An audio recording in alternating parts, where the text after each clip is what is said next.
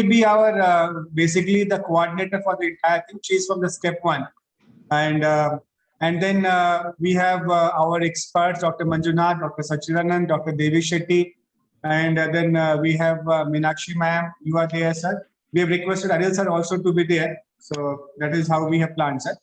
And primarily it is aimed at motivating our students and doctors, telling them the importance of the entire home isolation. So that is a basic aim, sir. So that is, and we have large number of the students and doctors coming in this entire platform, and it's unique in the country. I think step one should validate. We have the largest number of volunteers or government doctors from in the entire country in your platform. Sandeep? That's right, sir. What is the number? Because you are working in 12 states. What is the number in other states? Other states are quite small. In Karnataka, we have 10,000 plus students who are doing the first layer calling, and close to 500 doctors who have signed up. So 10,000, around 4,000 have come on the platform, around 3,500. Yeah, actively calling, yes. Other state, which is the other biggest state for you? Delhi. But the only other place where we had this kind of engagement was Puducherry, where Puducherry government mobilized teachers to do callings. So it is like a PPP example, sir, where the government gives the doctors, they give the platform, and we are working, and a big success. The way our other systems have got a good success in Karnataka on the PPP model. So, sir, we will then start this thing, sir. Shruti, shall we start it, sir? Thank you so much. Let us begin the session. Good morning to all the delegates. I welcome everyone on behalf of Government of Karnataka, RGOHS, and Project Step 1. This is the beginning of the next couple of hours where we will celebrate you, all Step 1 warriors who have battled, protected, and saved India from coronavirus, COVID-19, home isolation, quarantine, symptoms, social distancing, masks, sanitizers. I think these words have become the most often used in the global vocabulary in any language starting from March 2020. So the primary objective of today's meeting will also be to understand the new home isolation guidelines and the vital role that each one of us have to play for effective COVID-19 management now. So Step 1 emerged as a swift response, a purpose to fill the void that governments were struggling to fill with the public healthcare solutions. So spreading faster than the virus, you, dear warriors, have made Step 1 efforts successful, timely, and very, very effective. With 7,000 plus doctors, 1,000 plus citizens, response team warriors, and 35 volunteer companies and organizations joining hands, you have made Step 1 the largest volunteer-based COVID-19 focused organization in India. So your impact has touched more than 5 million lives, completed more than 3 million teleconsultations, and prevented more than 1 million contacts from spreading this global pandemic. Please accept our respect, gratitude, and appreciation for all your efforts. We also urge all the doctors who are on this session but are not actively volunteering with Project Step 1 to join us in this fight, in fighting this virus by signing up with us. I request you all to sign up. So here is a fact for you all. Project Step 1 volunteers work every single day for a week across 18 states and cities. Bihar, Chhattisgarh, Kudlur in Tamil Nadu, Delhi, East coming in Arunachal Pradesh, Gurgaon in Haryana, Jharkhand, Karnataka, Latur, Mumbai, Nagpur, Pune, Sangli, Satara in Maharashtra, Manipur, Meghalaya, Nagaland, Odisha, Puducherry, Punjab, and Uttarakhand. So these are all the places where we are spread. If you're joining from any of these locations I have just mentioned or any other, please type in your name in the chat box along with the city that you hail from. For example, if I'm joining from Bengaluru, I will write Shruti Bengaluru. Please do that immediately on the chat box so that we all can get to know you. You can do this at any time during the meeting, and for any other feedback information you would like to share with us. As we are all joined from different cities, here's extending a warm welcome to our panelists. Shri Javed Akhtar, Additional Chief Secretary to Government of Karnataka, Health and Family Welfare Services. Shri T.K. Anil Kumar, Principal Secretary to Government of Karnataka Department of Medical Education, Shri Pankaj Kumar Pandey, Secretary to Government of Karnataka and Officer in Charge Home Isolation, Mrs. Meenakshi Negi, IFS Officer in Charge Aptamitra, Dr. C.N. Manjunath, Director of Jaideva Institute of Cardiovascular Sciences and Research, Dr. Sachidananda, who's the Vice Chancellor of RGUHS, and soon will be joining Dr. Devi Shetty Prasad, who is the Chairman and Founder, Narayana Health. Thank you, distinguished guests, for encouraging us with your online presence here today. I now request Shri Javed Akhtar and Shri T.K. Anil to give us the keynote address and set the tone for today's session. Over to you, sir. I think Javed sir is right now on a call. So till the time Javed sir joins, I Sorry, Yes, Pankaj, sir. I'm back. Yeah. Yes, sir. Right. Relieve me quickly. Yeah. Yes, sir. Yeah, tell me. So I have Sir, Shruti has introduced the step one and the big volunteering effect the entire mission which we have taken in Karnataka. This is unique in the entire country in the sense that here we use the step one platform, their volunteers, but at the same time, the government pitches in with the students who are there in the 5th year, thanks to the medical education department, and also the doctors who are working in the health and the medical education. So this is a very, very unique experiment which we have done successfully in Karnataka. So I hand it over to you to give the keynote address to you and to Anil sir. To start with you, sir. very good morning to all of you. Dr. C.N. Manjunath, Dr. Sachidanand, Shri Pankaj Pandey, Meenakshi Negi, Shruti, and all the participants. I may not be able to address individually all of you because so many of the luminaries have joined this program, but a very good morning to all of you. I will say only a few words. See, this COVID is such a disease. Nobody can anticipate the scale at which it will come. So last year when COVID started in India with 1 or 2 cases here and there, so we prepared a plan that was the contingency plan first of its kind for 80,000 active cases. So at that point of time, 80,000 active cases was looking to be unimaginable, impractically large number. So anyway, last wave ended. In this wave, we have already crossed 6 lakh active cases. This is only to emphasize the point that the numbers and scale in COVID is so high that we have to find the various ways to tackle. So initially what happened that everybody was supposed to go to CCCs, COVID care centers, that were the lowest level among the hospitals for treatment of COVID. But it was realized that it is not possible. And once there was a development of treatment protocol, once the treatment protocol was developed, it was abundantly clear that about more than 80 to 85% people can be home isolated and they can be taken care of at home itself. Of course, there are certain conditions. So now it is inevitable that those who can be managed at home, they are kept at home because no hospital, no health system in the world can accommodate so many patients in the hospital setup. So today, there are 6 lakh active cases. Of course, maybe about 1 lakh of them could have been discharged because of delay in showing them as discharge numbers a little big. But still assuming that 5 lakh active cases are there, I don't think there is any country in the world which will have 5 lakh beds for a population of 6 crore. So now in Karnataka, what has happened when we went for home isolation, initially we started with the system of visit by healthcare workers, doctors, nurses, etc., at frequent intervals, maybe first to second day, then third to fourth day. So 3 to 4 visits were slated for a period of 10 days because after 10 days, asymptomatic and mildly symptomatic persons get discharged. But when the numbers grew, it became impossible. So it was inevitable to take the help of technology. So I'm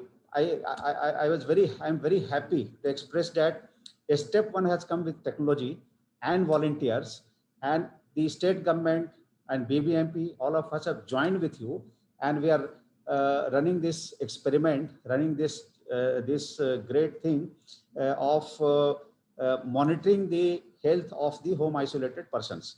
Of course, as it happens in Karnataka and especially BBMP area, first Apta Mitra gets a call, makes a call to all those who are positive. Then those who are in home isolation, that is passed on to the step 1, and therefrom the step 1 starts their job.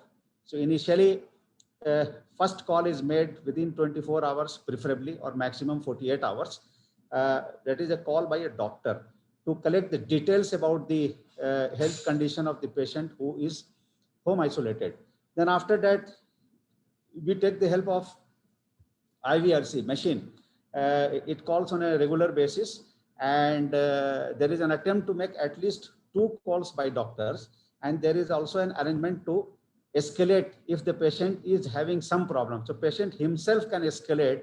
He can get connected to a doctor, get the advice, and in case of necessity, he can also get to a hospital. So here, what has happened, as the statistics are before me for this step 1 in Karnataka, the total number of onboarded patients who are at home, that number is 3.1 lakh patients. They are at home. They are being monitored by this step 1. And during the monitoring and during the period of their home isolation, 6,000 have been upgraded to CCC, COVID care centers. They were upgraded because of necessity of intense supervision by a doctor, and 4,000 of them have been recommended for hospitalization. So then 800 of these citizens were identified as critical, and they were moved using 108 ambulance systems. This is only to highlight that how effectively a step 1 is working. It is in a position to monitor the health condition on a regular basis through personal call and through technology, and it is also able to pick up those whose health condition is deteriorating and shift them to CCC, regular hospital, COVID care hospital, and even in ICU. So this will help in ensuring that nobody dies at home in isolation, as it happens when the numbers grow. So a step 1 has two line of workers associated with it.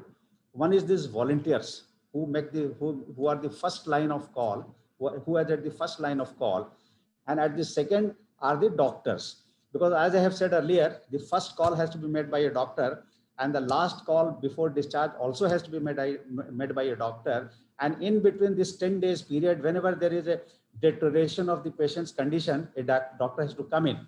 So we found sort of lack of interest by some of our doctors in joining this endeavor. At one side, there are a set of people who have set up this voluntary mechanism under a step 1. They are voluntarily coming forward to help out those who are suffering from COVID. At the other side, we faced a unique situation in which the students who have studied in medical colleges, whose primary duty is to actually take care of the patients in the society, they were not coming forward in adequate numbers. So now I'm very happy now to know that now they are getting more interested in coming and joining, because one is that their technical expertise that the society has given to them, that will be put to use for the society. Second thing is that right now, the only experience that most of the medical students can get will be in COVID only, because 80% of the operations in the entire health system have got connected to COVID. Non-COVID, treatment has got limited to some 20 to 25% only. So now, three things are there. One is that the medical students must understand COVID, must know how to treat, and must advise those who are suffering from COVID. This is a great tele-ICU opportunity. They must join, and they should be part of this tele-ICU initiative under step 1 in Karnataka. Third is that the avenues outside this COVID are very less now. Most of the hospitals are closed. All the general hospitals, some 70 to 80% of their capacity is being used for COVID. So if they do not join they will even otherwise not get much experience. Fourth thing is that this is completely safe. If somebody is worried about the health, if some student or their parents are worried about the health, they are calling from the comfort of their homes. They don't have to go to the hospital also. So I fail to understand why initially students were not coming forward. There has been a progress, but I hope that more and more medical students will get mobilized, will get interested in joining this endeavor. And this is something which is inevitable now. I mean, telemedicine for COVID patient is inevitable, because theoretically 85% of the patients do not need hospitalization. In our setup, assuming that about 10% of such people do not have proper facilities at their homes, separate toilet, separate room, and other facilities to ensure that there is a quality isolation at home. So if you take out even 10%, still 75% people have to go to home isolation. Therefore, 3/4 of the treatment of the COVID patients has to be using this telemedicine system that step 1 is doing. So I'm very happy that all the stakeholders have joined here. Dr. Sachidanand, who has been associated since beginning, especially as the chairman of the clinical protocol committee. He is associated even otherwise with all the initiatives of the government of Karnataka. Dr. C.N. Manjunath is from the beginning, he is serving as the head of the testing. He is the sort of advisor for testing on testing of COVID, but he has been associated in different ways for different reasons with our also as a member of the clinical protocol committee. He is associated with the government of Karnataka. So I welcome all of you. I hope that this webinar will go a long way in understanding the system of step one better, and also in convincing, persuading, and mobilizing more and more volunteers, especially the medical students, to come forward and join this initiative. Thank you. Thank you so much, Shri Javed sir, for those wonderful words and for the appeal that you just made. Over to Shri T.K. Anil Kumar for some wonderful words. Over to you, sir.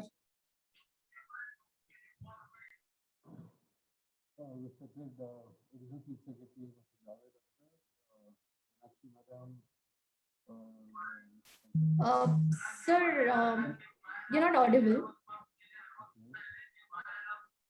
Am I audible now?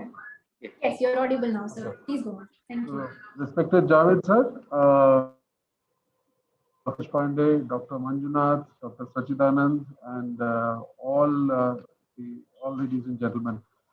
It's indeed a great honor to be a part of this webinar. It's a fantastic endeavor, a public-private partnership, which is the need of the hour. Already points have been spelled out very clearly by Javed sir. With a 6 lakh case and around 85% of the people who need home isolation, this is an endeavor that will go a long way in kind of reducing the panic among all the COVID patients. And it's also an opportunity for the private people as well as our medical students to learn as to how to reach out to teleconsultation. A large number of medical students have joined in this endeavor, and I hope to see more of them reaching out through this platform to provide these services. This webinar, I hope, will go a long way in strengthening this exercise, and I wish Step One and all the partners all the success in this endeavor. Thank you. Thank you so much, sir, for those words. Before we move on, I would like to extend a warm welcome to Dr. Amrit Kadam and Dr. Rajni P. Dr. Amrit Kadam is the Deputy Registrar of RGUHS, and Dr. Rajni P is the Deputy Director for Mental Health Government of Karnataka. I welcome you, ma'am. Right, so before we move on, let me quickly share my screen.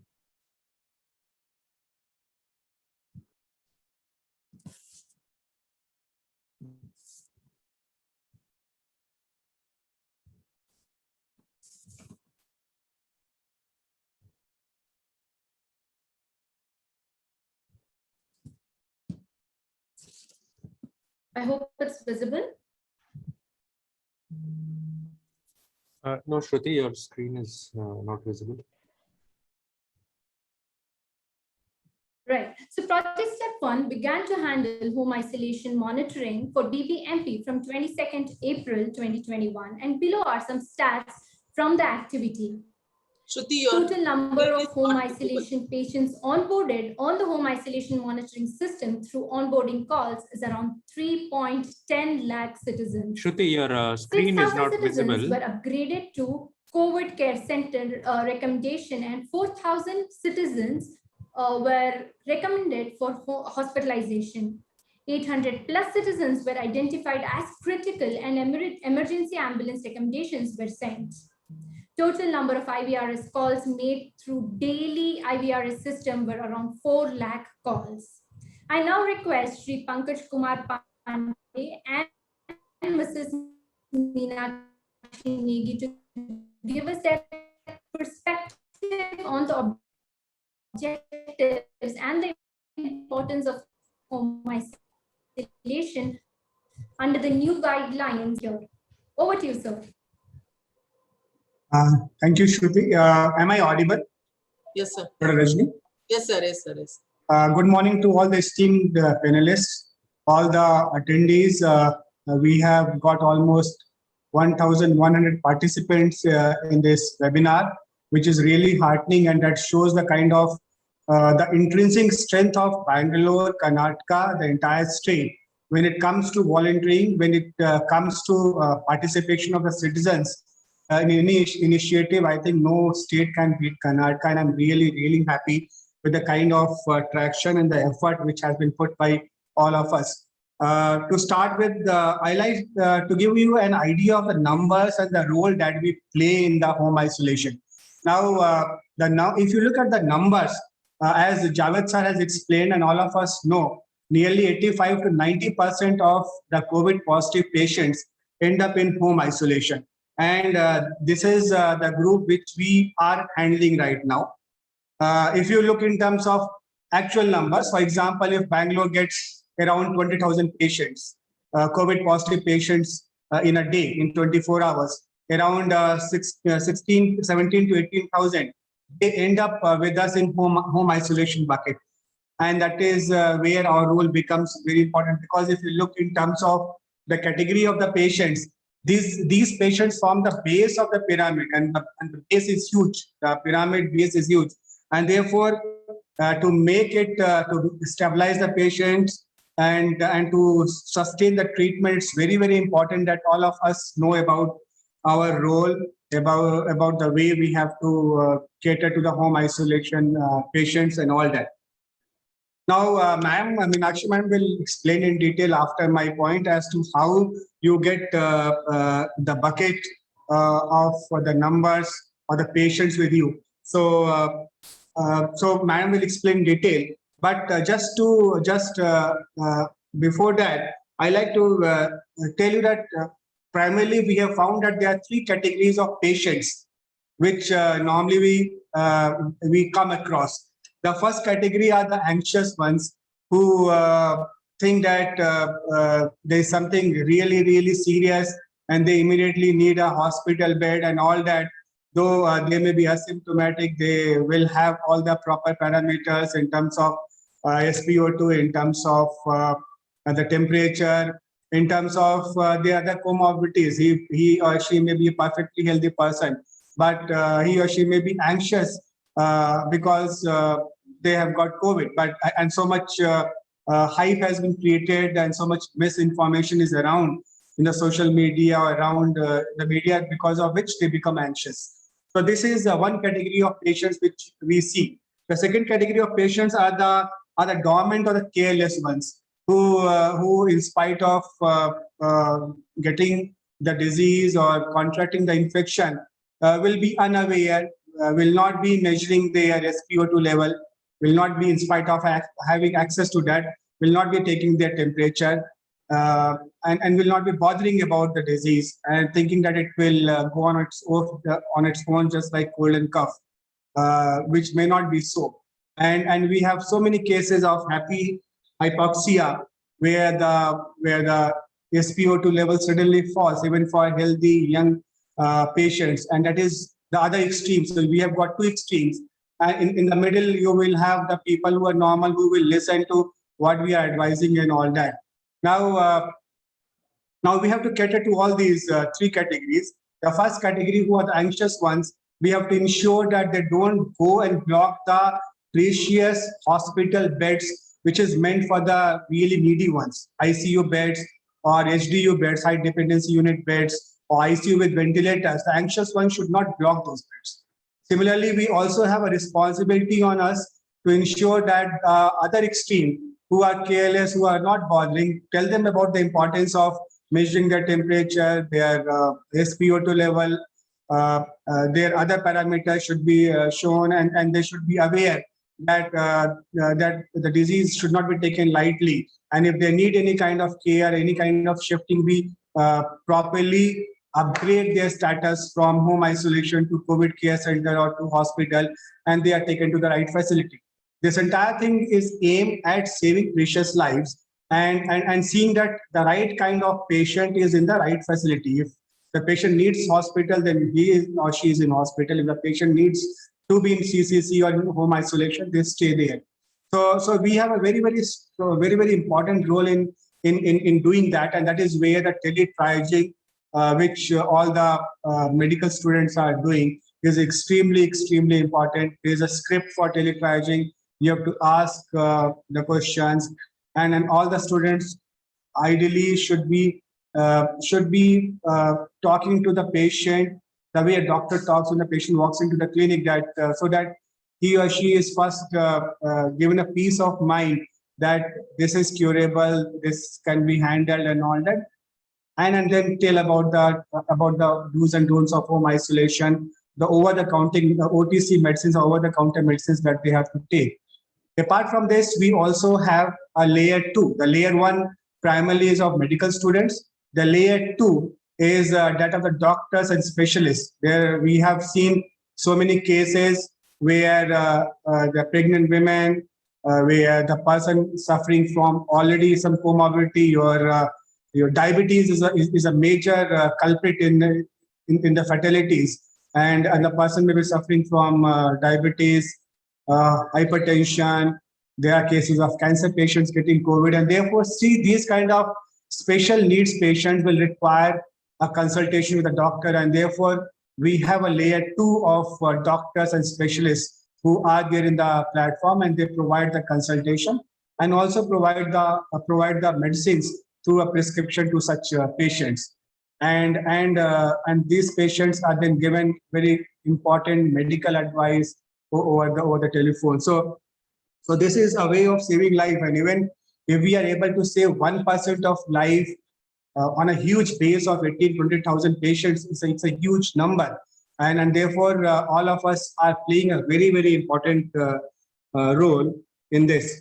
Now, I'll also like to put on record my appreciation for the doctors and the students who have done good amount of calls on a daily basis. What we have told the medical students is around 40 calls, teletriaging calls they need to do in a day, basically to onboard the patient. And similarly, for the doctors, we have told around the same number of calls they need to take up in the layer 2. And some of the students have gone beyond their call of the duty, and they have done almost 150, 200 calls. And I'll be feeling in my duty not to recognize such people who have done large number of calls like Sneha, Aishwarya, Sheikh, Nilofar, Ramya, Parinita, Praveen, Shagun Jain, Dhanya Hegde, Lavanya. These medics have done large number of calls, students going beyond their call of duty of 40 calls. Similarly, we have got doctors, Dr. Jayalakshmi, Dr. Jayanti, Dr. Ravi, Dr. Usha, Dr. Shubha, Dr. Sachit. All of them have got a large number of calls. Dr. Anil Kumar, P. Dr. Namrata Umesh. So they have handled the layer 2 very successfully, and that is where our strength lies.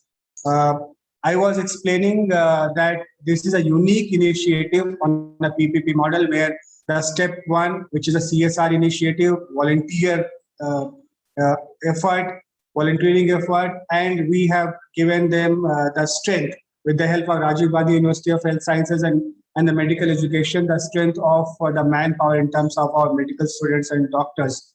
And that has really taken off in a good way. And the numbers itself speak for that. On a daily basis, we are almost doing 25,000 calls over the telephone to the students. Almost, say, we are pushing so many IVRS messages. Those numbers have been explained by Shruti and Javed sir.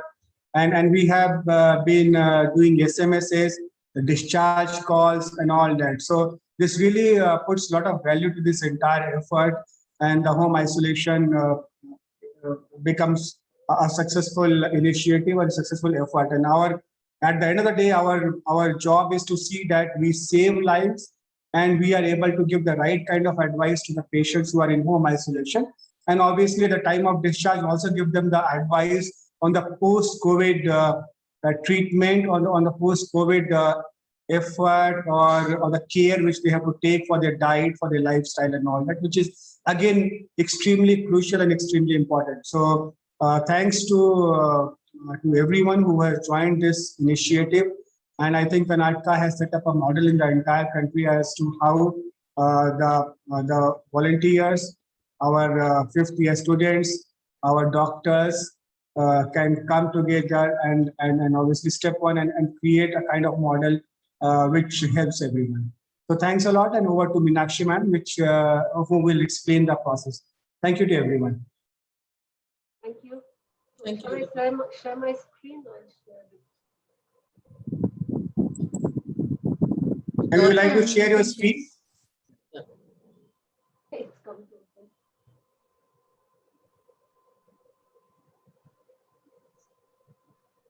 Is it visible, my screen? Yes, ma'am, it is visible. Okay. You can put it on the presentation mode, ma'am. So the full sheet will be.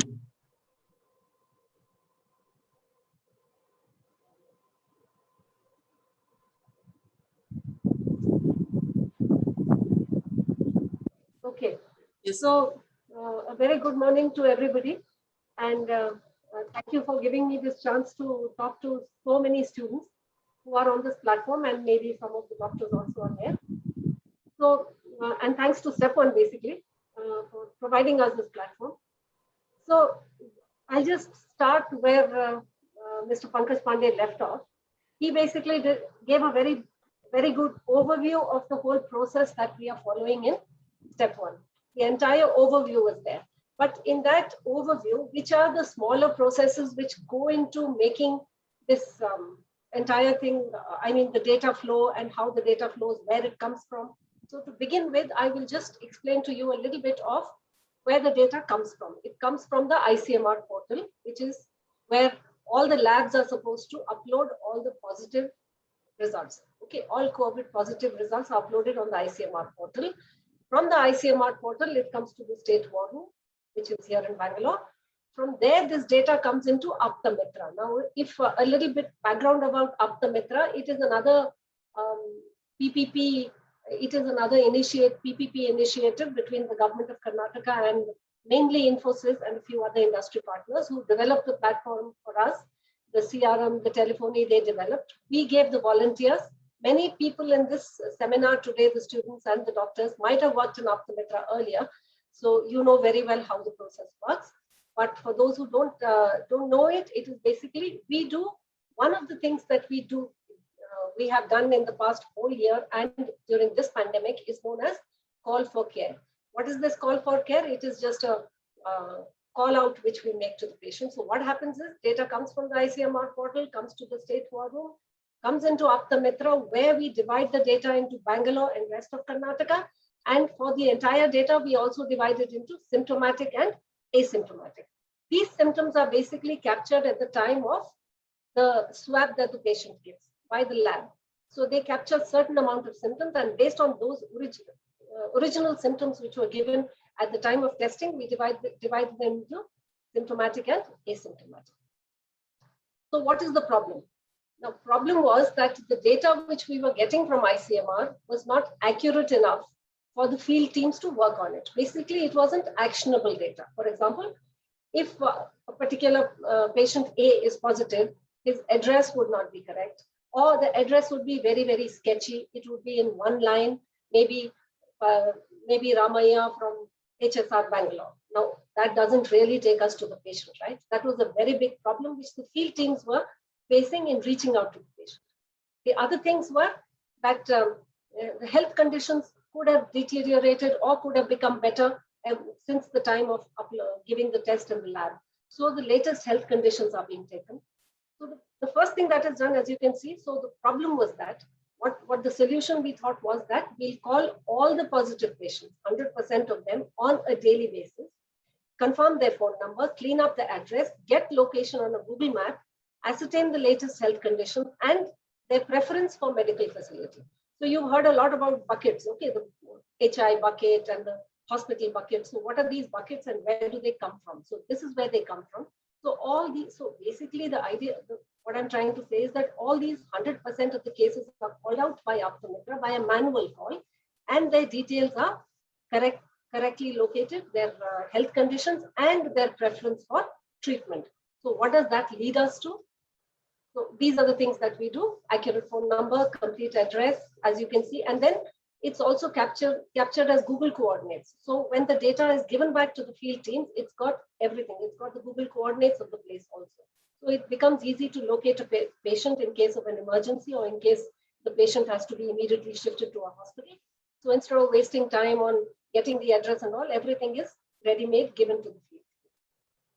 So, and even the symptoms which Mr. Pankaj Pandey just spoke about, the immune compromised conditions, the comorbidities, everything is captured during this call that we make out to the patient, as also the home adequacy, whether the patient has a separate room with a separate toilet, does he have a caregiver, all those conditions, everything is captured so that the data becomes actionable. We can take action based on the information that we get. So these are the buckets. So what the buckets that we are talking about basically is, based on that information, the data is categorized at the back end into CPT report 1. CPT is basically a nomenclature. Let's not get into it. Report 1 is also, we also call them bucket 1, bucket 2, bucket 3, report 1, report 2. So what is bucket 1? Based on the symptoms, who are the people who are fit to be taken to a hospital? Bucket 2 or report 2 is those who would prefer a government CC. Bucket 3, that is report 3, those who would like to continue in home isolation, and not only would like to, but their symptoms are such that they can, as per the protocol which the government gives us from time to time, they can stay at home. For example, their symptoms, O2 level is above 95 and whatever the symptoms are. So there are two things which lead to this bucketization. One is the symptoms, second is their preference. Then of course there are other buckets where some of the people may have, between the time they gave the swab and the time that we call them out, we try to do it within the first 24 hours as soon as the report comes to us. Not only 24, sometimes we call them within 2 hours of the report getting downloaded from the ICMR. That I'll come to in the future slides. So, but some of them are already in hospital or CCC. Then there are people who would like to make their private arrangements. And then there is a bucket where they could not be contacted despite 7 or 8 tries. People can't be contacted. That goes back to the field team as the people who could not be contacted. Now the effort in Optometra is to keep this bucket 7 or report 7 as low as possible, below 10%.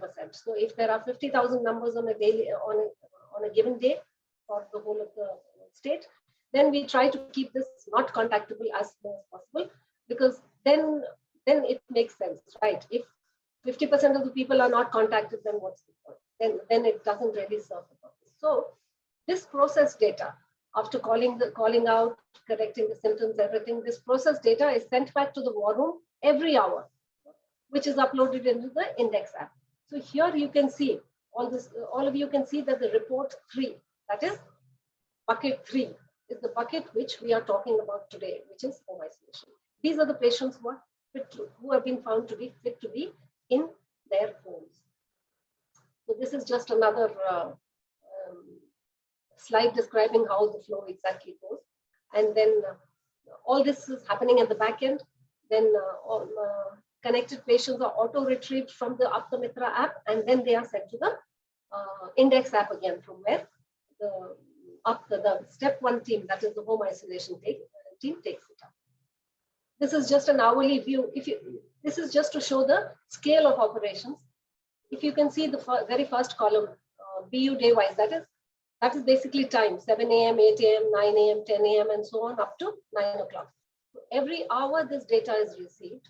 Every hour this data, these people are called out. For example, on the 1st of May, on the 8th, at 8 a.m., we received so many numbers, close to 4,000 numbers, COVID positive results.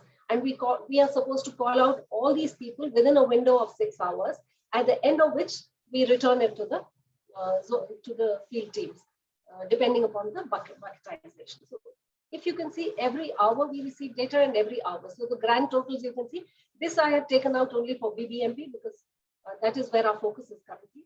So the grand total, as you can see, those are the numbers which were called out on any given day, hourly numbers received and hourly called, right? And at the end of it, these are the buckets. This is how this I've only shown for the past 4 or 5 days because the slide was getting too crowded.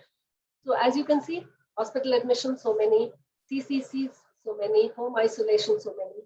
Now, if you see the home isolation, this is the largest bucket. But this is large enough, of course, but many of these people who are in report 7, bucket 7, they also end up finally in home isolation. Because when we call them out, they'll say we make our own arrangements, but ultimately they are people who are asymptomatic, want to stay at home. So most of this bucket also goes into home isolation. And that is why the home isolation bucket is the largest bucket. As Mr. Pankaj Pandey said, it's nearly 80 to 90% of our total numbers received. This is how we monitor the data, basically time-wise, what was the numbers of connects we made, what is the percentages. This is the entire data. Now, that's what I wanted to say basically about what we do in home isolation in Aptamitra, and how we bucketize the data and how the data flows back into the index app from where the different teams pick it up, right? For example, bucket 1 is picked up by the people who are responsible for transferring patients to hospitals. Bucket 2 is picked up by the team which is responsible for CCC. Similarly, bucket 3 is picked up by step 1 for home isolation calling. So this is the back end process of what step 1 is doing, and through Aptamitra, which is also another PPP initiative of the government of Karnataka. And I must congratulate all the students and the doctors who are here on this call, because it is because of you people that this entire home isolation process can succeed, and patients can get the required care, the required counseling, because most of them require counseling, care, counseling, and ultimately escalations, which of course I think the step 1 team would get into the processes later on. So the escalation cases which get escalated from home isolation, worsening of symptoms, they go into emergencies, all that is also tackled by the field teams, depending upon the inputs of the doctors on step 1. So it is very, very critical, y'all. And I'm really thankful to you for voluntarily coming forward as volunteers. And with that, I think I'll just stop here, because there are many more learned people after me who would like to, whom people are waiting to listen to. So thank you, step 1. Thank you, Shruti. Thanks everybody for giving me this chance. And I must appreciate the efforts of step 1. Thank you. Thank you so much, ma'am. And thank you, sir, for being the North Star and setting the platform with encouragement and guidance, as well as praising us of the government side support system and how critically linked to the work this step 1 system, doctors are providing. So the decision to treat patients at home depend on 3 very, very important factors. So that is detailed clinical evaluation of the patients, 2, evaluation of the home condition or setting, and 3, the ability of the patient to self-monitor and the availability of the caregiver. So I now request Dr. C.N. Manjunath to address to us about protecting non-hospitalized COVID-19 patients, role of teleconsultation, a perspective. Over to you, sir. First of all, I thank ACS Health and Principal Secretary, Medical Education, and Mr. Pankaj Kumar Pandey, the in charge of this home isolation, Shruti and Meenakshi Negi, and all the doctors and Dr. Sachidanand, the Vice Chancellor of Rajiv Gandhi University of Health Sciences, and all the other doctors and medical students.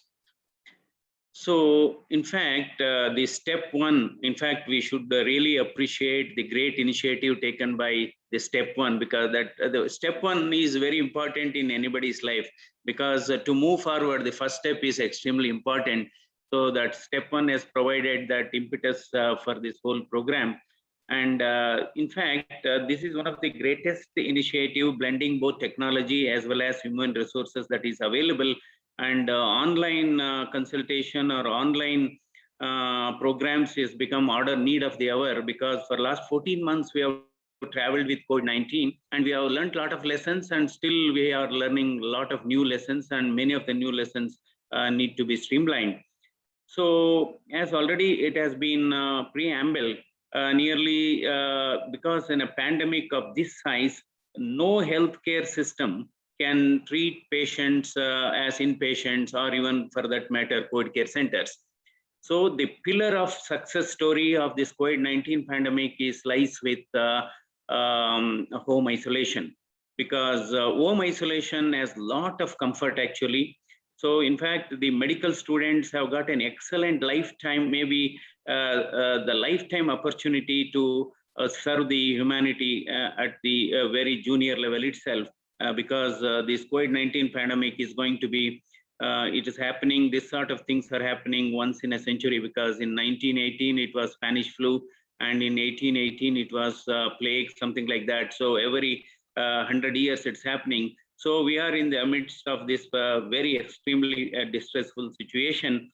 So where we have, so the medical students have got a fantastic opportunity to develop their very good communication skill also, because now each one of them has come volunteered, and my request is you bring in more and more of your friends and colleagues into this platform, so that you can still cater to, and it's really, this is one area you should enjoy this particular job. It is it's voluntary job, I agree, but you should really enjoy this home isolation concept, and because this is the way you can take this forward. So home isolation has got significant advantages, because this COVID-19 pandemic, there are two diseases in one disease. There are two diseases in one disease, because one is virus itself. Second is lot of psychological problems are there. That is the reason there are two diseases in this one disease. And we know the disease categorization has been already done. And probably, I think it must have been done. If it is not done, it has to be done.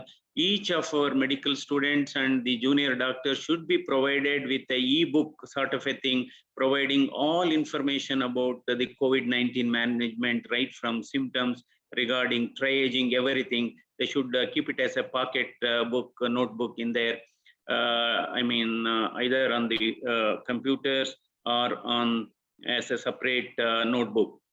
So mild and asymptomatic cases are to be treated under home isolation, and provided all facilities are there at that particular home. So what is the definition of mildly symptomatic patients? Mildly symptomatic patients means their saturations will be normal. As you all know, normal saturation is between 95 to 99, anywhere between that. So the saturation will be normal, and there even the lung involvement will not be there.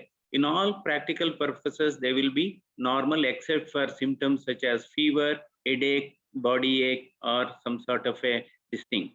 So in addition to this, there is a lot of apprehension, anxiety factors. In fact, they are outstripping, overwhelming the COVID symptoms virus. So each one of these patients who are under home isolation are provided with the kit, what is called home isolation kit, that will have a thermometer.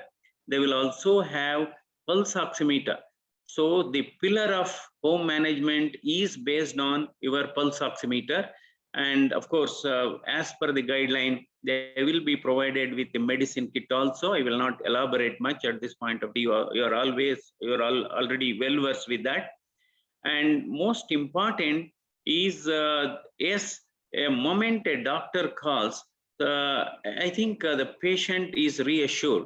So reassuring the patient that is you are having mild symptoms, because nearly 85 to 88% of COVID-19 patients have a self-limiting disease. Even with this minimal treatment or mildly supportive treatment, they will become all right.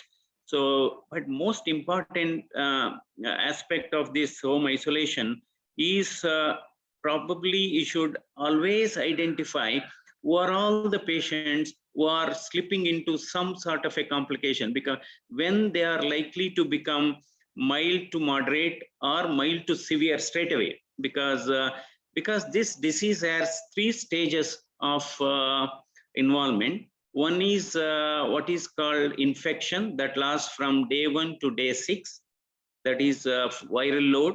Then from day 6 to day 10 is called inflammatory stage. And this is the stage where some of these patients who are on home isolation, who are doing pretty well up to 6 days, all of a sudden they can deteriorate between day 6 to day 10. And this is where the day 5 call is extremely important. So another thing is the stage 3 of the illness is cytokine storm. This is where they will develop acute breathlessness and their saturations will be pretty low and requiring both either a non-invasive or invasive ventilation. That's a totally different thing. So your job is to talk because I think your communication skill comes into a role here, extremely important. The way you talk, you should have a lot of sympathy, you should have a lot of empathy towards this patient, because even medicine alone will not cure this disease. Medicines and operations alone will not cure the disease. The way we talk and moment we speak some very sympathetic words, reassuring words, and their anxiety level will go up, their heart rate will go up. Even if their borderline saturation is there, that also improves. So in addition to getting medical information, in addition to providing some sort of a medical information, your job is to have a confidence building measures. You have to keep reassuring them. And yes, you have to tell them they have to monitor their saturation, because teleconsultation has been in place for so many years, and it has taken a center stage for the last 14 months. Even a lot of us, we are doing teleconsultation. Even today, while traveling from my home to the office, virtually I have counseled about 7 COVID patients. So I think this is one of the greatest thing we can really do at this time of crisis. So your job is to see, of course, the treatment is already provided, and no out of box treatment has to be provided. Whatever that is provided as per the guideline, that has to be strictly followed. Of course, we give vitamin C, zinc, and ivermectin is also part of that. So beyond that, we should not always, if they have additional problem, you should able to communicate with the specialist doctors, then only you should modify the treatment. And another important thing is saturation. So when the saturation is starts dropping below 94, 93, that is the stage we have to really escalate them to a COVID care center or to an oxygenated bed hospital centers. That is the stage, the most important. So another thing we can always do that, suppose if saturation is borderline, around 95, 94, you ask them to do a walk test for about 6 minutes. And suppose after 6 minutes walk, if saturation drops by another 4%, yes, that suggests these are the patients should be moved out of the home isolation to the hospital sector. So that is the very, very important, because nearly 10 to 12% of patients who are apparently doing fantastic up to 7 days. So the crucial period is 7 to 10 days. Around 10 to 15% of patients can deteriorate, and that early recognition of early deterioration is extremely important. So you should ask them what is their respiratory, of course, what is their respiratory rate and pulse rate. Anyway, it's shown on the pulse oximeter. But another important thing, pulse oximeter, they should you should also ask them to do it properly. The finger should be nicely fitting into the pulse oximeter. It should not be shaking. It should be supporting on the other end. And if the finger is wet, they should always make it warm or dry. Otherwise, you may falsely get low saturation. If the battery is not low, then again you falsely can get low saturation. Why I am telling all these things? When patient is already tested positive, even if the pulse oximeter is showing falsely low level, it creates panic. So that is the reason, make sure that it is done properly. And regarding mask, and in fact, because under home isolation, they should wear the 3-layer mask, or if it is excellent, if they are wearing an N95 mask, and better, they should avoid the cloth mask. The infected person, it is better, they should avoid cloth mask, but others, other family members can wear a cloth mask, it's no issue. But those who are infected person should wear this 3-layer mask all the time, even when they are just coming out of the room, sometimes if they are making a walk in the corridor. And if they are wearing, if the family members also, you should always ask these people under home isolation whether anybody in the family are also having symptoms. Not necessarily they should have high fever, even just a body ache, loss of taste, loss of smell, or abdominal pain with diarrhea is also an important symptom of COVID. Abdominal pain with diarrhea is also an important COVID symptom. So you should ask them, because it's not just we are looking after one person, all other family members' health also should be made known when you are interrogating with these home isolation patients. And other thing is, yes, if they have other comorbidities like diabetes, hypertension, or any heart disease, whatever medicines they were taking, they should be continued. They should not, if they are on blood thinners, that should be continued. If they are having diabetes, that should be continued. So because even stable patients with comorbidities are also kept under home isolation, although majority will be coming to COVID care centers. So if they are, and regarding cloth mask, they should clean that mask every evening, and ironing should be done. If the cloth mask, if it is used without ironing, then probably it is not the correct way to use it. That is very, very important. And regarding diet also, you should be able to advise them what should be their diet. They should eat more of vegetables, more fruits. They can have fruit juices, and they should hydrate themselves, because normally they ask. And don't get perturbed. Some people, out of anxiety, apprehension, they might be asking you a lot of questions, but somehow you should have tremendous patience, actually, patience, and that will give a lot of satisfaction to the patient. And if they are non-vegetarian, yes, chicken and fish, they can be allowed, but better let them avoid the red meat, those things. And again, coming back to other diseases if they are having. And yes, regarding the usage of toilet, yes, because home isolation patients, they should use only their own toilet. Others people should not use it. Very, very important, because the coronavirus concentration in the stool is quite high, and always it can be a problem. So as far as toilet is concerned, the person who is, infected person should only use that toilet. Nobody, no other family members should use it. Otherwise, that could become a part of a spread. That is very, very important. And again, regarding other things, you should motivate them. And some people will ask whether when can I get vaccine and all. At that time only they will ask. But vaccine has to be taken only 4 to 6 weeks after recovery.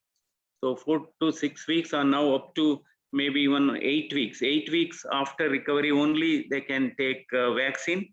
These are some of the things. And sometimes these patients might under home isolation maybe also contacting other physicians, other family doctors also in addition. But see to that, those who are under home isolation, obviously they are mild, they are obviously asymptomatic, they should not take steroids, because unnecessary injudicious use of steroid, even prescribed by some other doctor, if they take it in the mild stage, it reduces the immunity further, and sometimes that could be the reason for worsening of their condition from day 7, day 8. So they should not take any steroid without specialist consultation. So because sometimes because I have seen some prescription of home isolation patient taking steroid, because the two, if they are diabetic, they are at high risk for getting this fungal infection, that is what is called mucormycosis. And some people will also ask us, can I walk? Can I do some exercise? All these things can be said, fine. They can always walk in the, if no corridor, I mean, even in that small portico, whatever they have with a mask on, they can walk, they can do pranayamas, they can use some, they can also do yoga. So these are all small things make a big difference. That is what is called micro changes bring macro transformation. So most important thing is, again, I emphasize on the importance of pulse oximeter. That should be told properly. If the saturation is dropping below 94 or 93, that is the stage. They may be absolutely fine, because of course already Mr. Pankaj Pandey has already said about happy hypoxia syndrome. See, normally in other diseases, when the saturation drops below 90, they will become extremely symptomatic. But this is one rare disease where despite saturation going below 85, surprisingly, some of these patients will be absolutely fine, no symptoms. Then there will be a rapid deterioration. So the whole objective of this home isolation is to see that because very fact they are at home, they have a lot of comfort, and they are more happy to stay at home, familiar atmosphere. There is no fear and apprehension of being in the hospital, because earlier, many of these mildly symptomatic patients, when they are put in COVID care center, they are getting more infected. So that is the reason. So when the magnitude of this pandemic is so much, so the one of the important aspect of COVID-19 management is home isolation. So this is how we are, again, confidence building measures is extremely important. And you have to recognize quite early who are the people likely to develop some complication. At that time, you have to move them out of this thing. And you should also advise them not to see too much of literature on COVID in Google. I think this is where they become more anxious. And another thing, they can always watch TV channel, but not the news channel. Let them not unnecessarily lot of very terrifying, heartbreaking scenes we see in the television. And because they show more often how many people are dying, but they don't emphasize how many are recovering. So nearly 97 to 98% of COVID patients recover and walk home. And then some people will ask, after COVID, what should be their lifestyle? All those things they will be asking. So again, if you are suspecting some early deterioration, then because normally we do some simple blood test at the entry level itself, that is total blood count. We do, CRP, D-dimer, and ferritin, all those markers we do. Suppose if you, I think the tone of the patient also gives some information about the disease. The very tone and the way patients speak itself, you can identify whether they are breathless, whether there is something happening. Many a time, indirectly, we can assess the health condition or the clinical status of the patient by the way they speak itself. So if you have got a very good clinical skill, if you have got a very good professional endeavor, you can able to pick up that. And so you have to give importance to the diet, you have to give importance to their personal hygiene, and this is how you should able to manage many of these because nearly 85% of because the whole objective of this home isolation being telemonitored is to reduce number of deaths that is happening at home. Because sometimes we see they are under home isolation, then all of a sudden day 7, day 10, they worsen, then they are brought to the hospital in a very critical condition, saturation as low as 60, 55, nothing else can be done. So this is follow the state protocol, what is given. And I was seeing in the chat box whether Ayurvedic treatment could be given. At this point of time, it is not part of the program, or it's not part of the protocol. Yes, definitely an exercise can be given, the pranayama can be done, yoga can be done, all those things can be done. But as far as when it comes to ingestion of this any Ayurvedic preparation, it is not there. So definitely this is a fantastic initiative by the Step One, and it's a great humanitarian service. It's a noble gesture. And my appeal to all my doctors is, you through this, you develop a excellent communication skill, and don't get angry with the patients attenders. Sometimes they keep asking repeatedly, but be sympathetic to them, whatever it is. A lot of other doctors are also in this platform. There are naturopathy people, there are homeopathy people, there are dental doctors apart from MBBS doctors. So whether it is naturopathy, whether it is allopathy, whether it's homeopathy, we should have sympathy for these patients, and that will have a great healing effect. So with this, afterwards, we can always pick up questions. Again, they can always watch TV channels, a sports channel or a comedy channel or a sports channel. Let them avoid looking into the news channels, particularly all those regular news channel. And this is how we should able to monitor. And if they have cough and all, some cough syrup can be advised, because that is not part of the, if they have a cough, you can always have,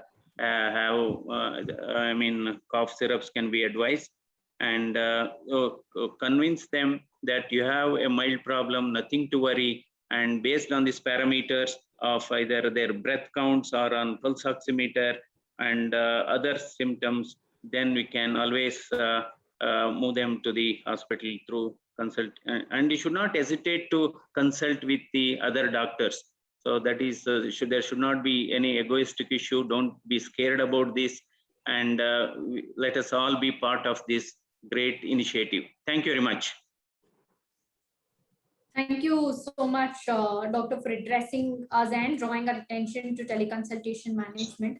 I would now like to take up a few questions from the chat box. You've already answered a few during your talk, so I would like to quickly take up a few.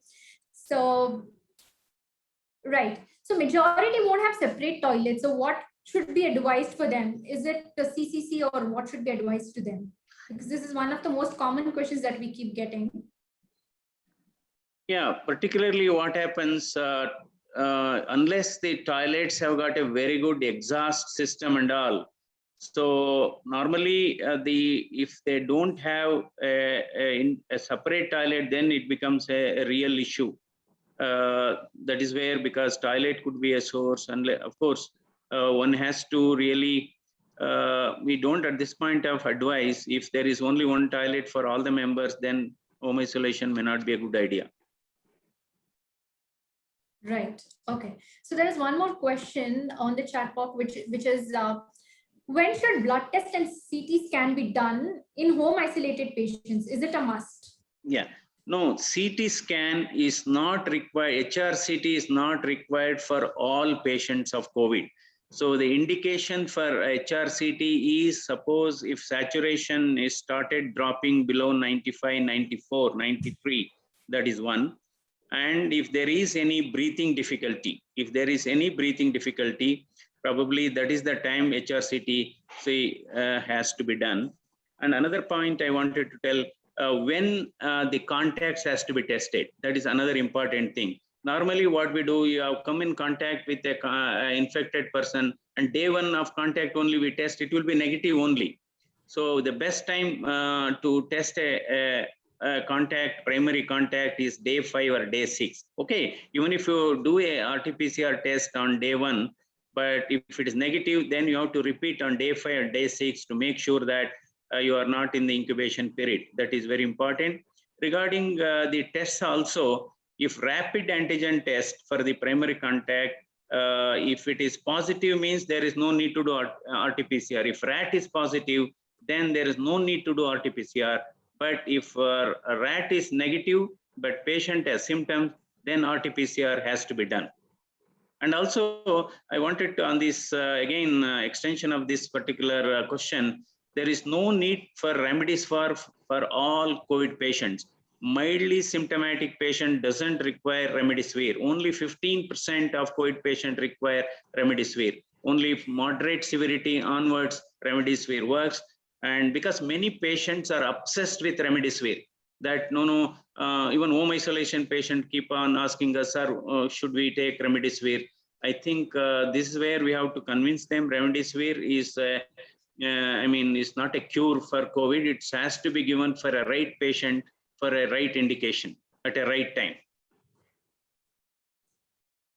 Right, sir. One more important question. What if a patient cannot afford a pulse oximeter at home? What should be done? No, I think BBMP is going to provide, they are going to provide the kit itself, okay?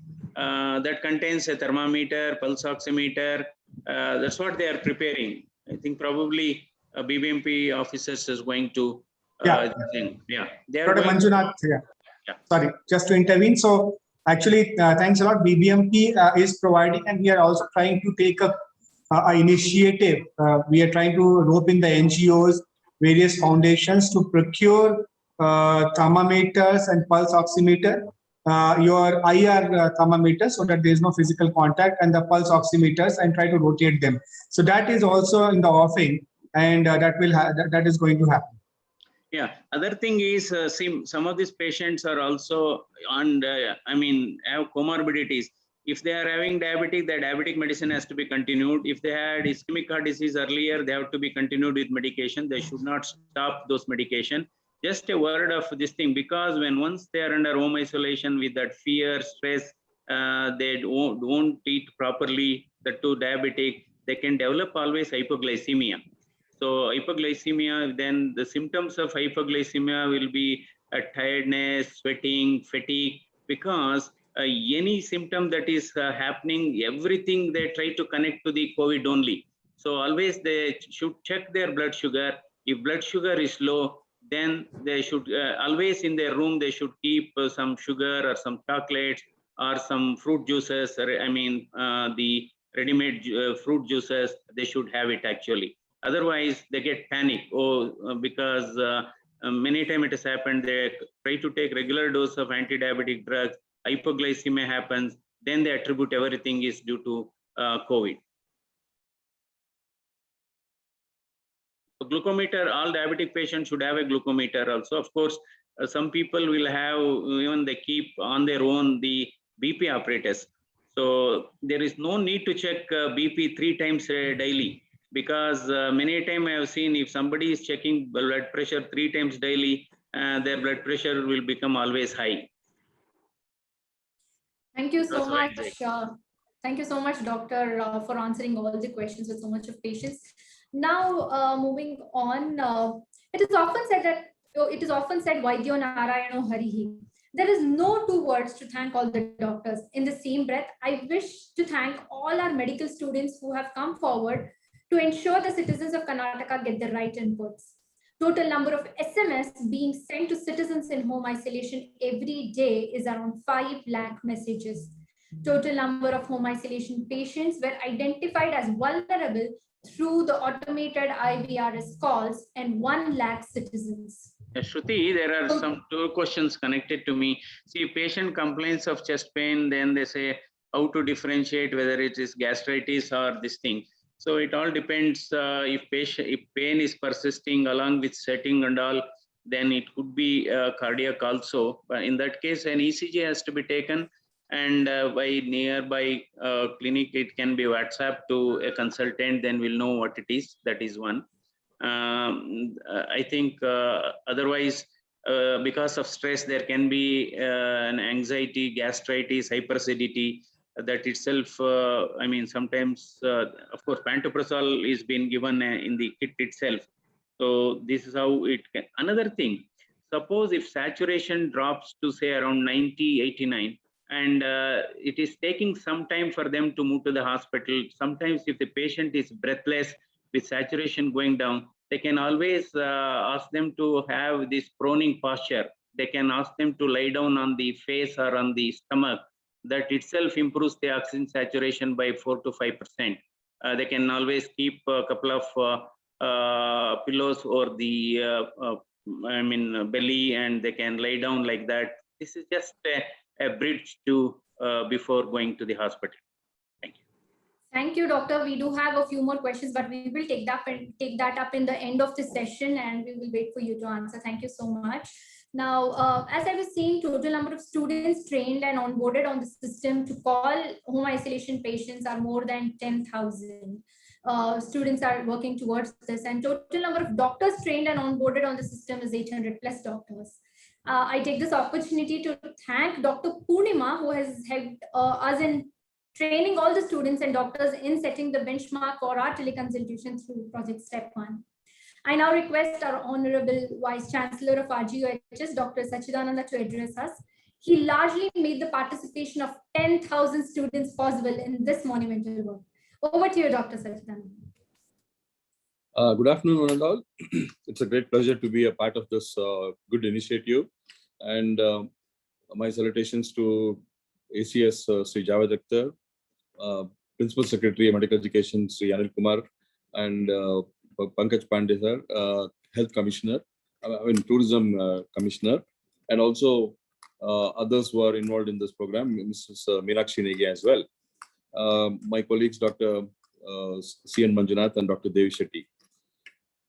First of all, I congratulate Dr. C.N. Manjunath for covering up so extensively, so informative, and he gave so many take-home messages, points that students need to remember while they are participating in this home isolation program. Students, be aware that this is a first of its kind program in the entire country.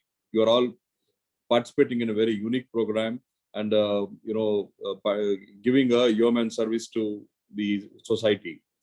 This home isolation concept itself is a very unique concept, which has been conceptualized by Government of Karnataka and being implemented. Many other states they are even still thinking of, but we are already implemented.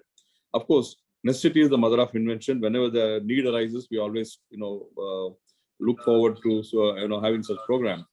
It became necessary. It became imperative for us to bring in this program. And at this point of time, I would like to congratulate also Step 1 for partnering with the government and a PPP model and then trying to execute this. Rajiv Gandhi University of Health Sciences has been in the forefront right from first wave from March 2020 in being associated with COVID activities in whatever way we can. First and foremost, all of you are aware that Rajiv Gandhi University of Health Sciences conducted many training programs last year, and we reached out to more than 2 lakh healthcare workers. It was doctors, it was specialists, it was nurses, it was allied health sciences, paramedics, policemen, and even for that matter, biomedical waste handling people. So we touched upon every different set of healthcare workers and then trained a lot. And this training is continuing even in the second wave also. I would suggest that such of those who are interested to keep on listening to our experts We usually arrange those training programs on Tuesdays and Fridays between 3 to 4 p.m. So you could always make use of that. Apart from that, we also have an expert committee, subject expert committee, clinical subject expert committee, in which we discuss the latest trends that this disease has. Right from first wave to second wave, we have learned a lot of things about COVID. COVID is a disease where, ever-changing profile it has. And we have now understood it much better than what we had, done during the first COVID wave. That has led us to change our protocol. In fact, our treatment protocol that we have now recently released is the 4th version. That means we had 3 versions earlier. So the 4th version outlines that we need to, utilize the whatever drugs that we have now in our armamentarium to combat the disease.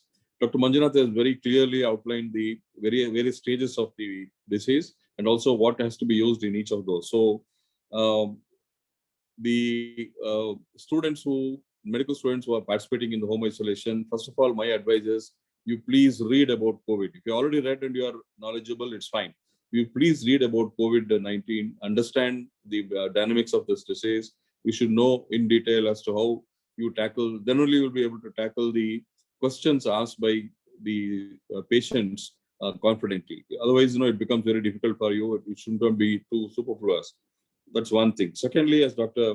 Manjunath mentioned, you should have a lot of patience, a lot of humility, try to understand, because the other person on the other side of the phone is stressed and is always anxious. A lot of doubts will be there. And please understand that they are non-medical people and they will be ignorant about the whole process. Only when COVID strikes them, they become positive, then they start thinking of this particular disease. And then they'll have all sorts of doubts. So please be aware that you should be more accommodative and also be patient enough to understand them and then try to give the problems. This is the main important role. Why home isolation is important? Because one, as you all know, for every 100 patients that we COVID positive, 80 to 85% of them will have either asymptomatic or mild cases. So this is a large chunk of patients. One. Number two, those who develop problems will always approach a doctor or always approach a hospital, and then they are taken care of. It is this 80 to 85% of patients who are likely to be at home, sitting at home and isolated. They'll have to be isolating themselves in a separate room with a bathroom, and then they totally cut off from the whole world. Even though, of course, they'll be having a TV and mobile in their hand and try to spend time. But at least the family members are there outside the room and then trying to help them out, taking care of them. But if nobody talks to them, if they don't understand what sort of a disease they have got, if they don't understand what will be the course of the disease, then they'll all likelihood that they go into depression, a sort of an acute depression. This is where your role comes in. The need for reaching out to such people is multifold. One is, at least there is they'll get a feeling that somebody is caring for them. At least from the government side, somebody is calling them and talking to them, asking about their health, asking about whether they have taken the drugs or not. Such things will go a long way. This is a very, very small step, but it will go a long way in giving confidence. It will boost the morale of the patients and then also give them the confidence as well. So don't think that what you're doing is a very small thing. What you're doing is a fantastic yeoman service, because you're trying to reach out to those who are unreached. So this is where home isolation comes into play. The way you talk to them, at least in the first 5 days, before, at the end of the 5 days or 6 days, we'll come to know the course of the patient, how he's going to behave in the next second and third phase. And that is where, till such time, you need to monitor the patients. So here, through teleconsultation, we have adopted the technology to the maximum. Teleconsultation is a boon because just imagine, in comparison, the Spanish flu, which took place 100 years ago, and this COVID pandemic. During that 1920s, there was no internet, no phones, not even ways of communication. How the government and at that point of time must have tackled the pandemic at that point of time. So probably even before the patient could reach out to a healthcare system, they must have succumbed. And that's why the number of deaths are more. Here, with the technology in our hand, with better drugs in our armamentarium, and with the facilities that we have today, communications facilities that we have, we should be able to save large chunk of people from dying. So that is what is the main role. We should adopt the technology to our best and then try to save lives. Dr. Manjunath outlined and said that the whole concept of home isolation is to see that number of deaths are reduced. And of course, there are reports in the paper which says that about 500 to 600 people have died directly from home isolation. Probably these are people who are never reached at all. Nobody spoke to them, or they also neglected their health. They didn't even take note of the deteriorating signs or warning signs of COVID, and that is where such things happen.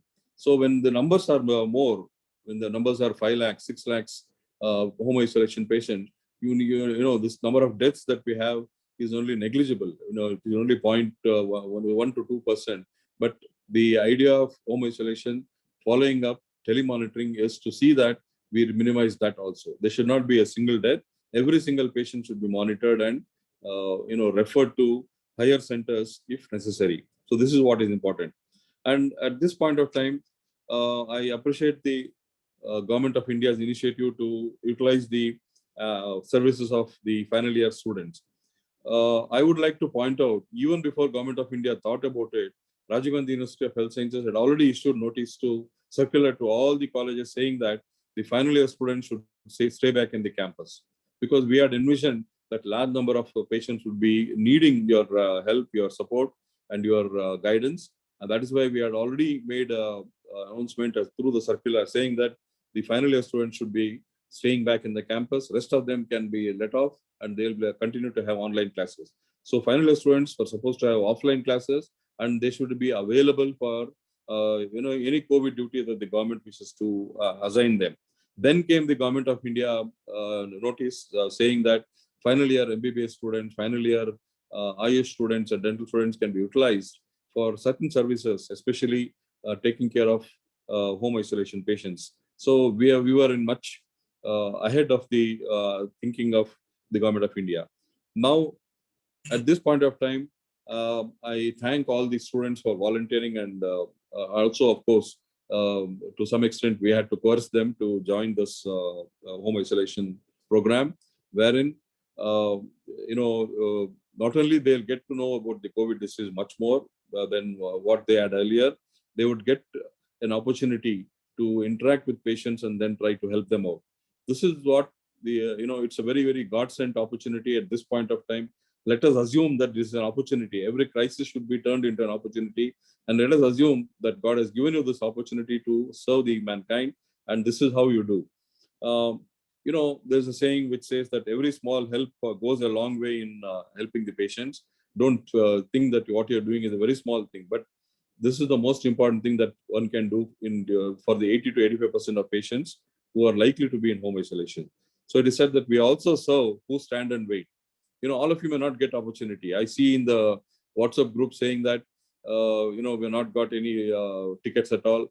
We've not been able to counsel anybody. We're waiting on such things. Yes, those things might happen, because if the numbers are more, everybody will get an opportunity. If the numbers are less, some of them may not get an opportunity. But don't feel bad. You also serve, because you are standing in the queue and waiting to serve the people. So that is the importance of this. So be prepared. And I was also addressing and saying that you should be knowledgeable, and to this effect, please attend the CME programs in and around your listing. At the same time, we have made arrangements to see that your academic career doesn't come in, is also not hampered. We have requested the colleges to conduct the classes in the morning so that you can do teleconsultation in the afternoon. And so to some colleges, we have said, let them hold the classes in the afternoon so that in the morning you can spare time for such activities. So this is the arrangement that has been made. And technology is being put to great use in this COVID era. Now, like the way you are having online classes, the same way we are trying to reach out the patients through technology. This is a non-touch and non-contact technique. So the parental anxiety that the students have been retained in the colleges and they're going to get COVID should be allayed, because they're not going to see any patients. They're not going to come in direct contact with any patients. And that is the advantage of home isolation monitoring thing. So through technology, you are doing telecontact of the patients.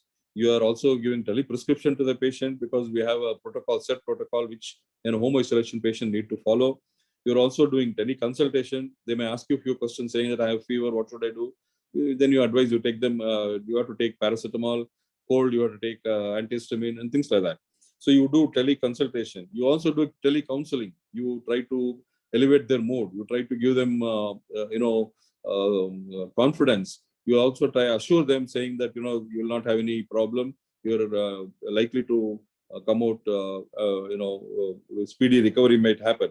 And also you will be doing telemonitoring. So this distant consultation is having many more advantages like telecontact, teleprescription, teleconsultation, telecounseling, and telemonitoring also. So with all this is a great opportunity for all of you to take part in this. And of course, the moment you feel that the patient has got any problems, any complications is having, especially those with comorbidities and those who are above 45 years or 50 years, they are the ones who would like to have any issue. So kindly have a watch on such patients. The younger patients may not have any issues at all. So that is, but however, each one of them should be always viewed with caution. Ask them to be always on the vigil. You should also be aware at this point of time that each patient would have some family physician. They would have a contact with their own physician, and even though we try to reach to them because it's our duty to do so, they will be at liberty to discuss their problem with their family physician. Many of them might be comfortable with their own family physician knows, and he'll also be advising the same thing because the treatment protocol remains the same for anywhere in the state. So it doesn't really matter. And if they are more comfortable with family physician, fine.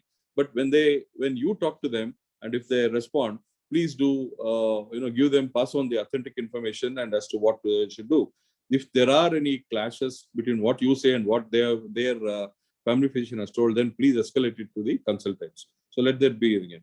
And be also aware of the frequently asked questions. You should be very conversant with the frequently asked questions that has already been prepared and handed over to you. And whenever the patient asks these questions, you should be able to answer them. And so then, we are also trying to introduce a concept called as chemoprophylaxis. This chemoprophylaxis is for those patients who have developed symptoms or who are the primary contacts of patients with COVID positivity. And when they go for RT-PCR testing, even before the result can come, they can start some drugs. For example, we are insisting that the patients take ivermectin. This will come. I'm just telling you beforehand. And maybe paracetamol. They let them start these things much earlier itself without even waiting for the result to come. And if the result is negative, then they can discontinue the drugs. But if the result is positive anyway, they had to continue even when there was a home isolation. The same drugs are given much earlier. So that is called as chemoprophylaxis, and that will be circulated very shortly.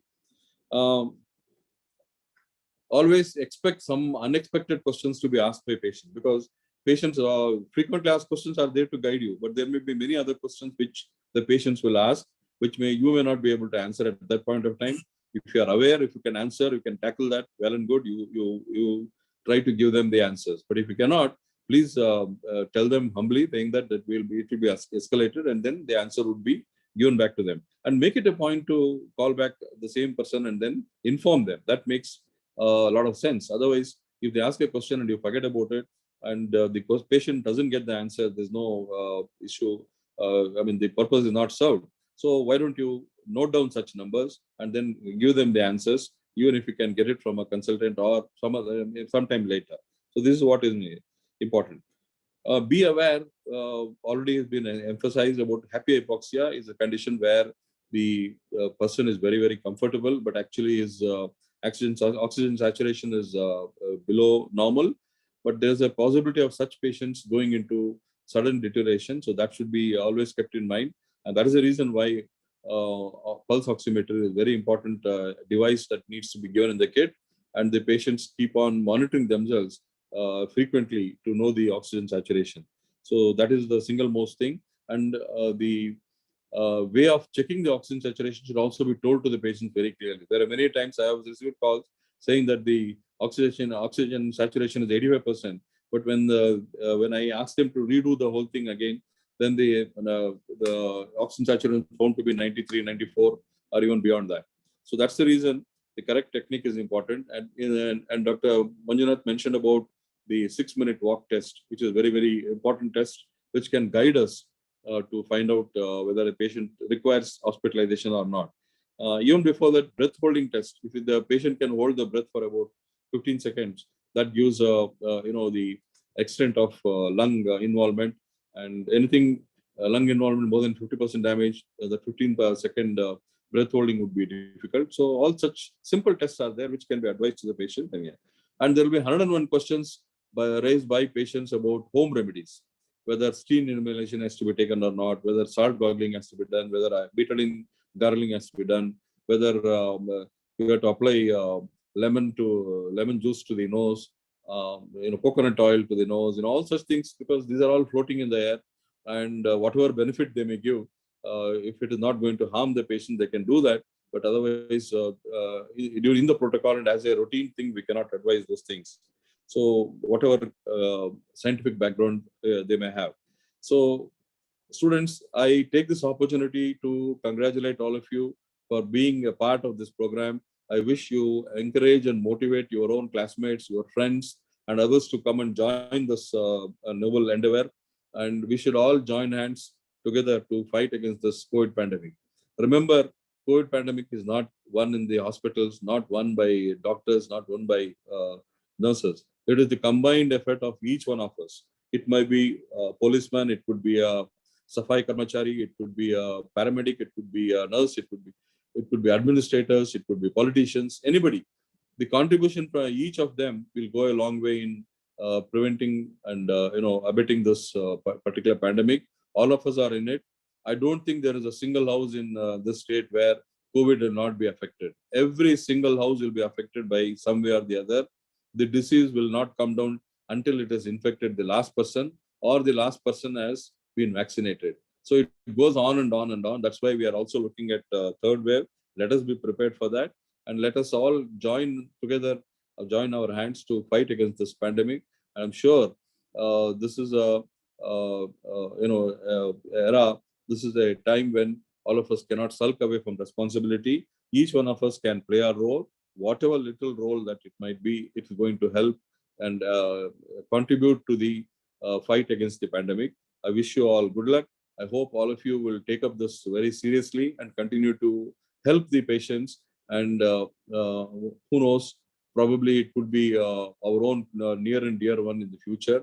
We should be ready to take care of this. Thank you so much for this opportunity.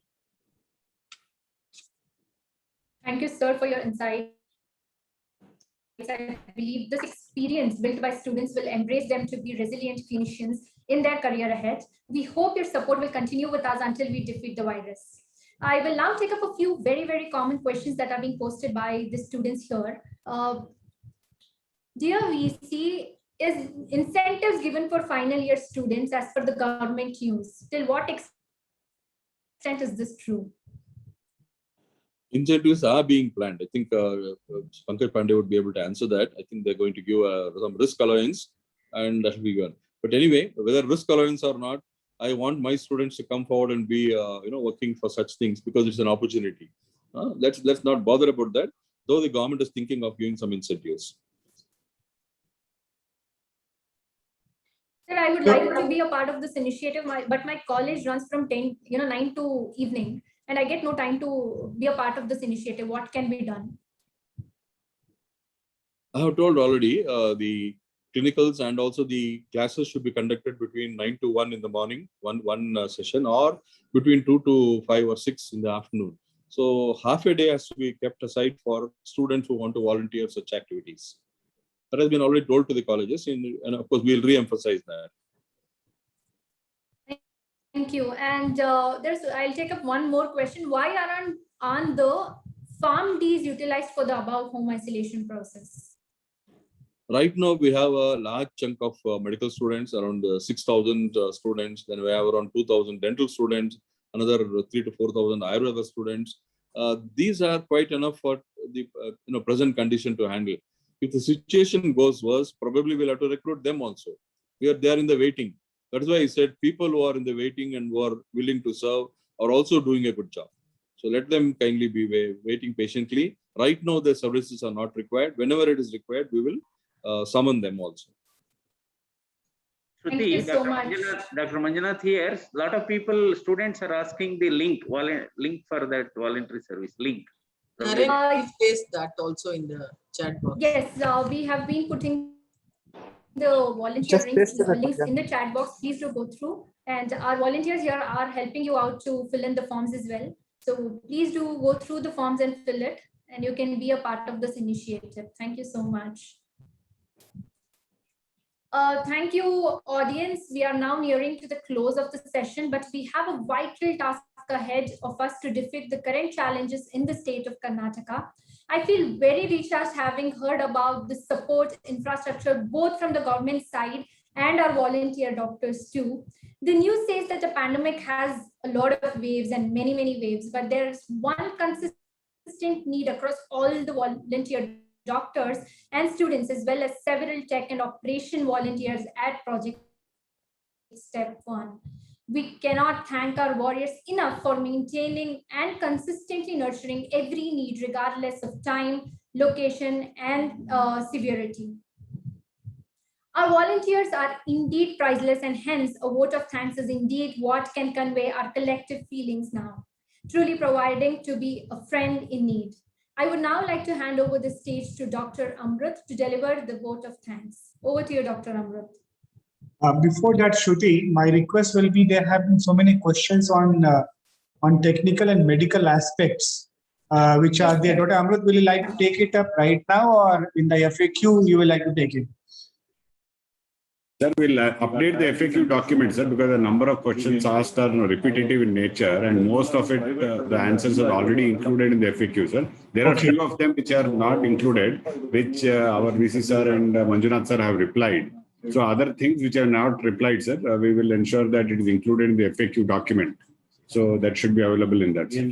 Fine, that's perfect. One more, just for information, actually, Dr. Devi Shetty had joined, but then he had to attend one task force meeting of the Supreme Court. So he has left. Probably we'll try to get him next time.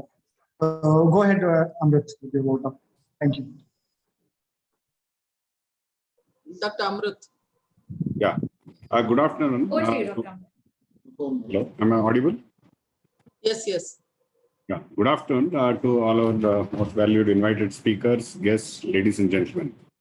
It's my privilege to have been asked to propose a vote of thanks on this good event of COVID. I, on behalf of home isolation team, Government of Karnataka, and on my own behalf, extend a very heartily vote of thanks to all the speakers for their important work and sharing with us their opinions today, and enlightening our students and motivating our doctors also to continue the good work what they're doing. A big thank you to our Additional Chief Secretary, Health and Family Welfare, Sri Javed Akhtar sir, for taking his time out of his hectic schedule and for really leading all the COVID activities successfully since March 2020, and for his kind notes. So I must mention our deep sense of appreciation for our Principal Secretary of Medical Education for his kind words and joining this event. Further, we are very grateful to Dr. C. N. Manjunath, Director, Sri Jayadeva Institute of Cardiology, for briefing the audience regarding COVID care management, and also the wisdom he shared regarding how to manage and speak to patients on the telephone. So I would like to express our sincere thanks to our Honorable Vice Chancellor for giving excellent coverage for the experience and challenges and what our students can do, and motivating our students to continue what they are doing in this home isolation. So because of another important event, Dr. Devi Shetty was not able to deliver his talk. I'm sure he'll be able to convey what he wants to convey, and we'll include it in the video once this is uploaded in our RGHS website. So I also wish to express my heartfelt thanks to the home isolation team led by Sri Pankaj Kumar Pandey, Sir, Secretary to the Government Tourism Department, Dr. Meenakshi Negi Madam, Dr. Rajini, Deputy Director Mental Health, Dr. Anil and Dr. Nirmala from the National Tuberculosis Institute. I'm also very grateful to Step One for providing us this platform and all the participants and volunteers from the medical, dental, and Ayush fraternity who have helped us in this home isolation process. And here we would like to acknowledge our gratitude to Echo India, who have been scheduling online trainings for all the students and doctors and moderating them. I thank each one and everybody. Thank you. Thank you so much, Dr. Amrut Kadam, for delivering the vote of thanks, and Dr. Rajni for being a support system and for standing behind us to make this session a wonderful one. Hello, friends. It's a milestone reached today in the journey towards overcoming COVID. With the highlights shared over the past 2 hours, you will also agree that the realization that the fight is not over yet, and we will not let our guard down, and we will continue to spread faster than the virus. Project Step One has dreamed beyond 2021, and I invite all the warriors to continue help shaping it. Before we end, I would want to say a big thank you to all the people who have helped put this event up. All who presented today, along with the team behind the scenes from our operations and marketing team, our amazing team at Abhinava MedTech, who work shoulder to shoulder in everything at Step One.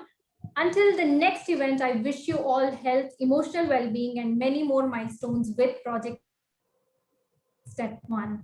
Thank you all for joining in today. There are links in the chat box, and I request you all to fill in the form and become a part of Project Step One. Doctors, students, and warriors, I request you to fill in the forms in the chat box, and for any queries, our warriors here will help you out. So please do put in this. This link will go live little more time until you take up all the links from the chat box and start filling it. Thank you so much. Thank you very much. Thank you. Thank you, Shruti, for that wonderful, event. Thank you. Yeah, thank you, Shruti, and thank you, Pankaj Pandey sir, everything, and Meenakshi Negi also, everything, everybody. Dr. Rajini, it's wonderful working with the students. Dr. Sachidanand, namaskara. Chennai.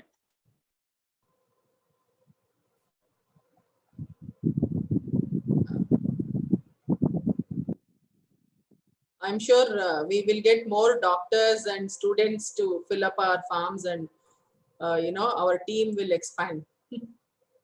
True, ma'am. So our appeal is all the doctors and students, you get your friends, that is more important to us now, to help the needy in Karnataka.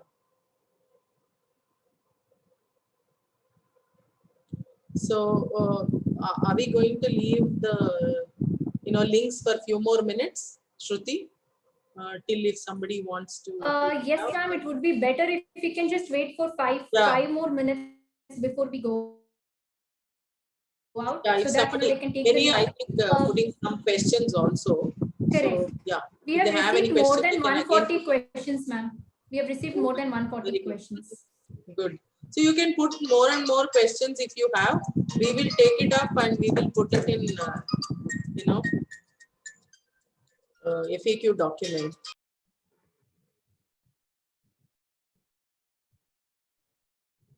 Naren, can you please help with the links all over again, because they are asking for links again. So if you can just share it. Yes, I just shared it again. Sure, thank you. Naren, FAQ document link can we post? Yeah, sure, sir. I'll post it. Whatever right now we have, we can post it. So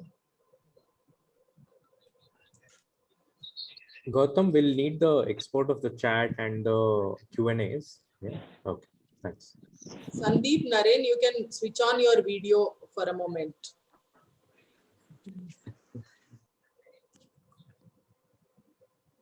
And Amrit.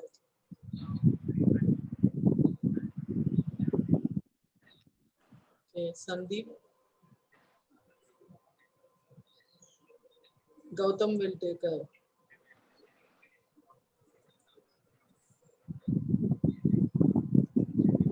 Naren's dad has just tested positive yesterday, so I think everyone at home is also masked. Okay. Naren's dad works in a COVID ward, Naren, which hospital